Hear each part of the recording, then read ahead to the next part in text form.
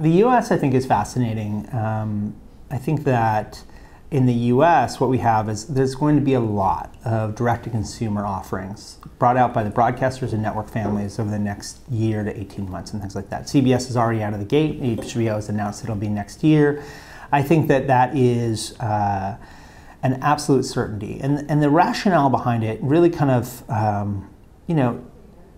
there's a primary rationale behind that, and that is that the networks and the broadcasters need to establish a direct relationship with the audience member. They've never really had it before. They've always relied on an MVPD to sit between them and the consumer, or a big broadcast antenna, whatever the case is. The audience was just kind of there.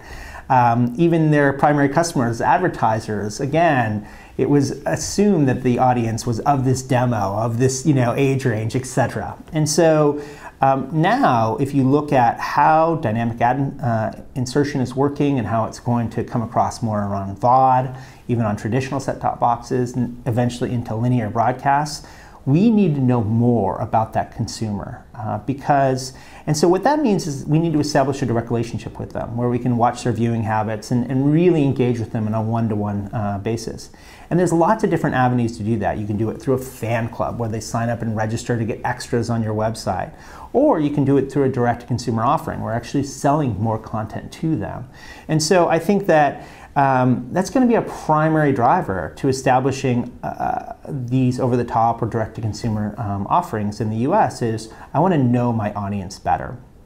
There's a secondary element there, which is we actually think they can be a pretty good business because what we're seeing is a lot of the content may not be the same content that they're licensing through their affiliate agreements with MVPDs and the cable companies. What's really happening there is they're bringing extra content online. And again, it turns out that the technology for rolling this stuff out, it's pretty simple actually. So the barrier to getting into and adopting this, they already have a website, they already have apps, it's basically adding a checkout function. And so the back-end technology is very sophisticated, e-commerce technology, it's been around for a long time. So the barrier to launching these types of services is actually pretty low from a technical standpoint. So there you don't have to have big customer numbers to actually show a nice return on your overall investment. So I think that we're going to see some really nice things happen between these over-the-top services. Internationally, we're finding it's more of a response to a more competitive environment. So every market that Netflix is going into or has gone into or is threatening to go into, we're launching a Netflix killer with some of our customers. And so you see them launching all over the world.